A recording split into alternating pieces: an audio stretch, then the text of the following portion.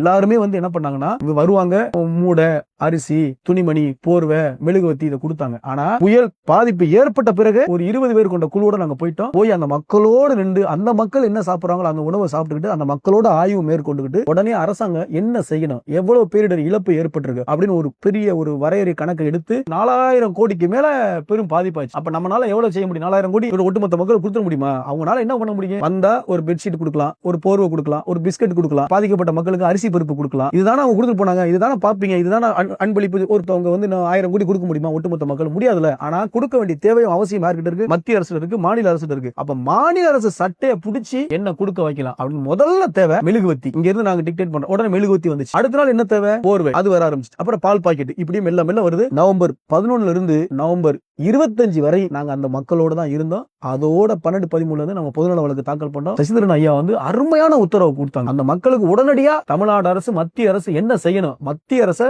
இறுக்கி சட்டையை பிடிச்சி தான் கேள்வி கேட்டாங்க. இவ்வளவு பெரிய பேரிடர் இழப்பு ஏற்பட்டிருக்கு. உடனடியா நீங்க என்ன செய்ய போறீங்க? நீங்க என்ன செய்ய போறீங்கன்னா நாங்க செஞ்சுக்கிட்டு இருக்கோம். உங்களோட தேசிய பேரிடர் மேலாண்மை மையம் என்ன பண்ணிட்டு இருக்கு? உடனே கலங்கானுங்க. கலங்கண்டு உடனே அந்த மக்களுக்கு நடைமுறைப்படுத்துங்க. உடனே தமிழ்நாடு மின்சார வாரியம் என்ன பண்ணுங்க? கலங்கண்டு உடனே போஸ்ட் மரத்தை இடிந்து விழுந்த போஸ்ட் மரத்தை சரி பண்ணுங்க. மக்களுக்கு உடனே வந்து அவங்களுக்கு என்ன கட்டி கொடுக்கணும் அரசாங்கம் வந்து போர்க்கால அடிப்படையில் பண்ணணும். நீதிமன்றம் ஒரு பக்கம் சாட்டை தூக்கி அடிச்சுட்டு இருக்கு. தமிழ்நாடு அரசு வந்து என்ன சொல்லுங்க? எங்களுக்கு வந்து தேசிய பேரிடர் மேலாண்மை வந்து மத்திய அரசு நிதி ஒதுக்கல. அப்ப தமிழ்நாடு அரசுக்கு கொடுக்க வேண்டிய நிதி 1485 கோடி ரூபாய் அப்படின்னு தமிழ்நாடு அரசு நீதிமன்றத்தில் சொல்லுது. மத்திய அரசு வழக்கறிஞர் ஆமா அந்த நிதியை கொடுக்கணும். ஏன் கொடுக்க மாட்டேன் மறுக்கிறீங்க? நாங்க கொடுக்குறோம் நாங்க விரைவில் அந்த நிதியை நீங்க கொடுங்க அப்படின்னு பிறகுதான் நீதிமன்றம் இறுக்கி சட்டையை பிடிச்ச பிறகு மத்திய அரசு 1482 கோடி ரூபாய் ஒதுக்கீடு செய்தது கஜா பேரிடர் காலகட்டத்தில். அதையும் இந்த கருப்பு அங்கியை பயன்படுத்தி தான் கஜா புயல பாதிக்கப்பட்ட மீனவ மக்களுக்கும் விவசாய மக்களுக்கும் வாங்கி கொடுத்தோம். அதுல பெரும் அர்ப்பணிப்பும் பெரும் உழைப்பும் என்னோடு பயணித்த 15 வழக்கறிஞர்களுக்கும் என்னோட மூத்த வழக்கறிஞர்களோட டாக்டர் அழகுமணி ஐயாவுக்கும் இது சால சிறந்தது. இது அவர்களுக்கு பொருந்தும். ஆகவே